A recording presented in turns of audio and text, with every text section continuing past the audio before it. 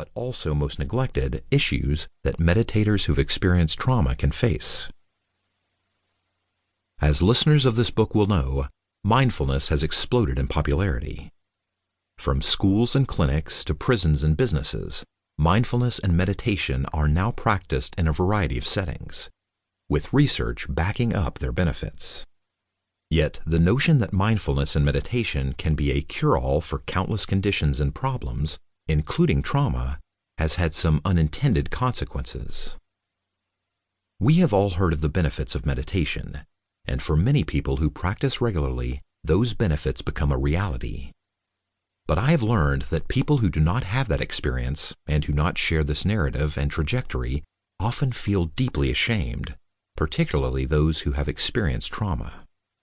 They often feel that they failed meditation, did something wrong, or are profoundly and irrevocably broken. David's book tackles the issue of shame head-on. It challenges the notion that those who experience these difficulties are simply flawed or not good meditators. Many of the meditators who contact me, often teachers themselves, express humiliation around the inability to manage their symptoms with meditation. David shows us the perils for trauma survivors practicing mindfulness, explains why they exist, and introduces grounded practices that support a safe and transformative trauma-sensitive practice. His work is evidence-based, rooted in clinical research, and receptive to modifications as further research becomes available. As such, the book serves as a foundation for a larger conversation. This book also offers us a systemic view of trauma. Paralleling David's own journey, it extends mindfulness from the suffering of isolated meditators and their individual nervous systems into the social, cultural, and political domains that also play a role in creating and perpetuating trauma.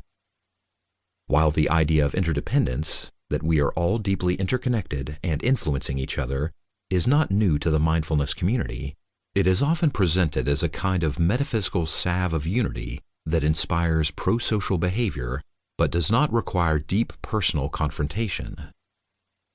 Through his work with social justice movements, David challenges us to question the water around us, to critically examine the frameworks we have been offered, and be increasingly informed about our role. Trauma-sensitive mindfulness comes at a time when a more nuanced conversation around mindfulness and meditation is desperately needed. I've spent the majority of my academic career advocating for such dialogue, whether in my classroom, at my lab, at academic conferences, or mindfulness-based interventions teacher trainings, or with journalists searching for catchy taglines about the merits of mindfulness. Sometimes I've felt like a lone voice in this pursuit, arguing that we need to be careful about the use of contemplative practices and increase our awareness of the potential difficulties people face. But recently, more and more of my colleagues are joining in.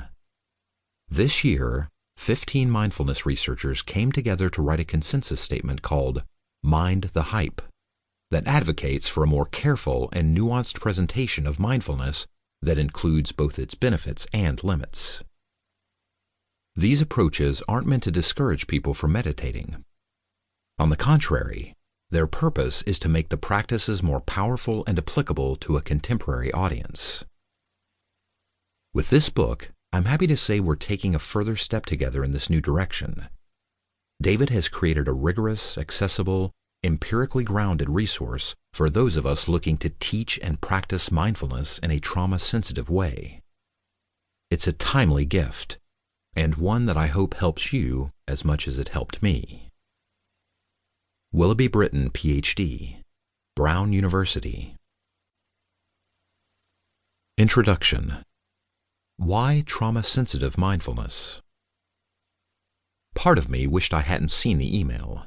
It was well past midnight, and I'd impulsively checked my inbox one last time before bed. Please help, the subject line read. Crisis with meditation.